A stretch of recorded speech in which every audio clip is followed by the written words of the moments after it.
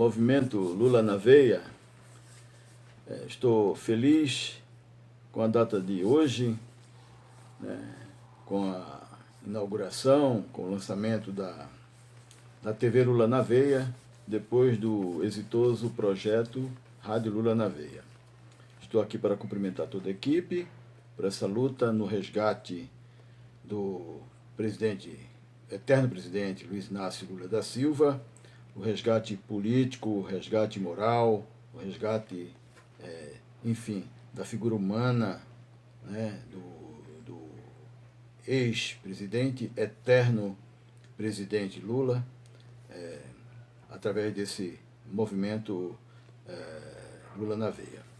Bom, eu estou aqui a convite dos organizadores do movimento para responder algumas perguntas e vou começar por as perguntas que me foram enviadas.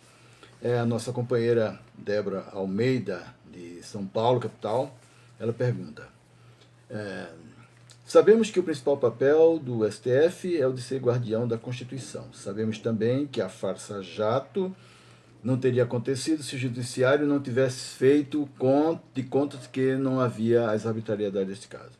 O que se pode fazer com os ministros do STF em termos de responsabilidade penal, né, já que falharam ao proteger a Constituição?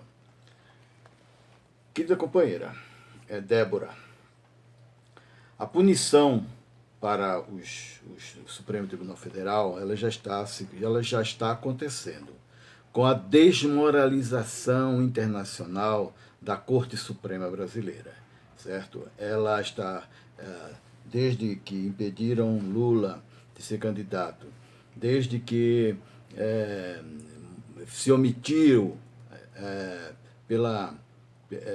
com relação às condutas da Farsa-Jato, dos organizadores da Farsa-Jato, que o Supremo Tribunal Federal, como eles são uns pavões, eles hoje eles não conseguem mais olhar para os pés, porque a ruptura constitucional aconteceu de forma flagrante e o Supremo foi omisso. Do ponto de vista, já que a gente viveu uma ruptura constitucional, eu não acredito em nenhuma possibilidade, exceto no caso de redemocratização do país e de que as instituições voltem a funcionar, eu acredito em alguma punição. No caso disso, eu não acredito em punição nenhuma. Agora, a punição moral ela já existe. Eles estão internacionalmente desmoralizados. A outra pergunta diz o seguinte, que é a Conceição Freire de Brasília. Ela pergunta se eu estou confiante com relação ao pleito eleitoral de 2022.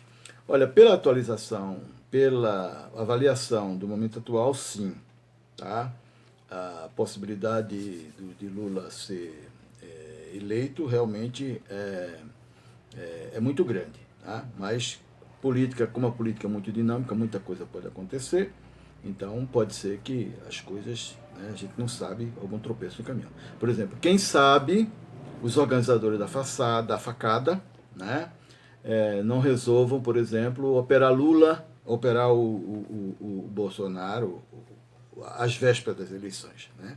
A gente nunca sabe o que pode acontecer. O momento diz que sim. Estou confiando com relação ao momento.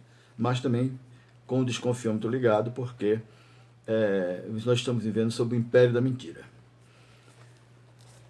A pergunta do Edir Ribeiro, de São Paulo. Ele quer saber, na sua opinião, qual seria a alternativa para um governo Lula não ser prejudicado por essa máquina digital patrocinada pela extrema-direita, que vai continuar lutando para descaracterizar o que de positivo Lula vier implementar? Bom, eu digo o seguinte: sem o restabelecimento da democracia, sem que as instituições voltem a funcionar, a efetivamente funcionar, eu não acredito que a gente tenha condição de enfrentar. Mas, vamos dizer assim, quem sabe um projeto para a criminalização da mentira, né? Projeto de lei, né, que a mentira possa ser criminalizada e com punições severas. Nesse caso, a gente pode trabalhar com uma possibilidade de enfrentamento objetivo, tá? Porque no momento atual, em que a mentira está sendo tolerada por todas as instituições, eu não vejo muita perspectiva. O nosso colega, companheiro branco da escola de Lusiânia, de Goiânia, ele pergunta: algum governo investiu mais do que o PT no aparelhamento da Polícia Federal? Não. Nenhum governo investiu tanto na Polícia Federal. E o projeto Lula não foi um projeto que prestigiou só a Polícia Federal, prestigiou todas as instituições, certo? E foi um projeto vitorioso, apesar dos erros, foi um projeto vitorioso, e muito vitorioso, e o problema é que o pobre entrou na fila do açougue, no aeroporto, passou a entrar em universidade e se incomodou. O problema está exatamente aí. Fora disso aí, foi um projeto vitorioso, que merecia ser aperfeiçoado, e que infelizmente a elite do atraso não permitiu. A Cris Vargas, de Montenegro, no Rio Grande do Sul, ela pergunta: atualmente naturalizou-se a expressão como bancada da bala, bancada do agro, bancada da Bíblia, quando, na realidade, representação popular teríamos somente com um acesso democrático à informação, formação política. Em quais pontos chaves na legislação eleitoral deveríamos trabalhar? Bom, Cris, eu diria para você o seguinte: a sua pergunta já tem a resposta, né? Sem formação política e formação sem educação, a gente não vai avançar, né? Esse é um ponto muito importante. Depois disso, a gente precisaria de um sério debate sobre financiamento de campanha, né? E discutir formas para ampliar a participação popular dentro, a representação popular dentro do Congresso. Tá? A gente sabe, como você disse, bancada disso, bancada da bala, bancada dos ricos. Tá? Então, se, por exemplo, não existir a bancada dos pobres, tá? Então esse desequilíbrio vai sobreviver. Tá? Porque lá o Congresso é formado basicamente pela classe dominante. Então, né? Então, se a gente não estudar uma forma de mexer nisso, a gente vai continuar chovendo no molhado. Outra pergunta vem aqui do Rui Leitão, de João Pessoa, na Paraíba. Né? Ele pergunta: mensagens atribuídas a procuradores da Lava Jato, de Curitiba, mostram indícios de que delegados da PF forjaram depoimentos para atender às necessidades dos procuradores naquela trambicagem que todo mundo já conhece, que foi anulada pelo... Bom, eu diria para você o seguinte: por conta dos maus policiais, a Polícia Federal entrou definitivamente na história dos golpes, na história das ditaduras, nas histórias dos rompimentos democráticos. Né?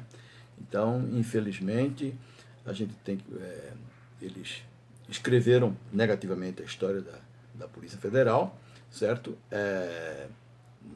Tem as exceções, né? Mas, majoritariamente, a Polícia Federal apoiou essa coisa, o desmando que está no poder. Vivo na torcida para que caia a ficha, mas parece que está difícil. Tá? Pergunta do Chico Lobo, de São Paulo: qual o risco nas intenções de voto na candidatura Lula se Bolsonaro for impedido de se candidatar por qualquer motivo? Chico, eu não acredito nessa possibilidade, tá? Do Bolsonaro, essa coisa, ser afastada. Né? O golpe aconteceu em 2016 e ainda não acabou. Tem muita gente que fala em golpe, que ele vai dar golpe. Não, o golpe aconteceu. O que aconteceu em 2018 foi a higienização do golpe através de uma eleição fraudada, não pelos motivos que o genocida diz. Mas o golpe aconteceu quando se impediu, na trapaça, que o candidato que iria ganhar fosse eleito. Então, ela foi uma fraude, a eleição foi fraudulenta, não necessariamente na contagem de votos. Ela foi fraudulenta no processo em si, quando o candidato que ia ganhar foi preso, foi tirado da competição. Então, eu não acredito. Né? O candidato que está aí, ele representa o lado vergonhoso das Forças Armadas, que se botaram na nariz de fora 2 vezes na história para derrubar projetos populares, entendeu? Essas Forças Armadas altamente comprometida com os interesses das elites, com todos os vícios que as nossas elites têm. Então, é preciso que as Forças Armadas, que os homens honestos, corretos das Forças Armadas, ponham seu nariz de fora, para defender o povo, né? Que, aliás, do ponto de vista das Forças Armadas, a gente vive um processo muito interessante, porque o poder militar, ele deriva do poder civil, certo? Não é o poder civil que deriva do militar, mas eles se comportam, usam o poder das armas para impor suas vontades, né? Então, isso é uma anomalia, né, conceitual, anomalia do ponto de vista filosófico, do ponto de vista político, porque a sociedade civil se organiza e cria o seu exército para se proteger. Não é o exército que nasce e que cria uma população para eles mandarem. Então há uma inversão nesse aspecto, né, das Forças Armadas, e muito mal representados pelo, né, o último, até então o último governo que eles tinham escolhido, o civil que eles tinham escolhido foi o Paulo Maluf, que não é nenhuma referência abonadora, né? E depois do Maluf, eles apoiaram essa coisa que está aí, né? E que não vem dando exemplo de nenhuma de honestidade, né? Com o apoio de segmentos militares, inclusive muitos dos quais citados na CPI do genocídio, né? Apontados como corruptos, apontados como vamos dizer assim, entabulando projetos que desembocariam em lesa pátria, em roubar o povo. Muitos, está tudo sob investigação, está tudo pendente e tal, mas assim, as referências não são das melhores. Então, o pior lado das Forças Armadas estão presentes, né, vamos dizer assim, com seus nomes na CPI, né, nas denúncias da CPI do genocídio, né, no genocídio do roubo das vacinas, né? Então não tem dado bom exemplo. Então é preciso que a gente né, uma revisão geral. Quer dizer, mas tudo isso vem acontecendo porque, na minha visão, né, faz parte do golpe de 2016.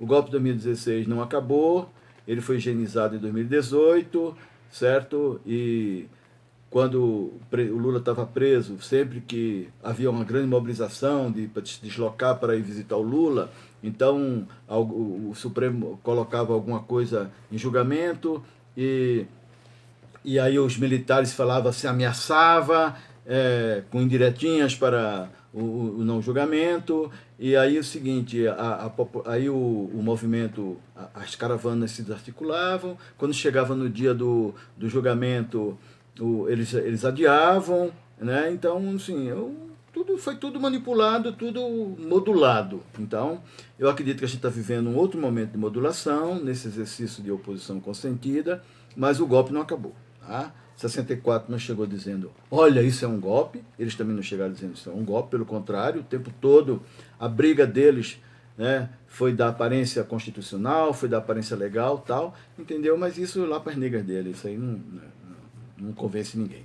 Bom, essa é a minha visão da conjuntura atual, entendeu? Eu torço pelo retorno do Brasil à democracia, vamos dizer assim, a plenitude democrática, que as instituições voltem a funcionar de forma honesta, de forma objetiva, zelando pelos interesses da sociedade, né? Que as Forças Armadas cumpram o seu papel de zelar, assumam o seu papel verdadeiramente nacionalista na defesa do povo, que o Supremo defenda a Constituição, né? E que o Ministério Público cumpra o seu papel de fiscal da lei, não se omitindo como vem de forma flagrante.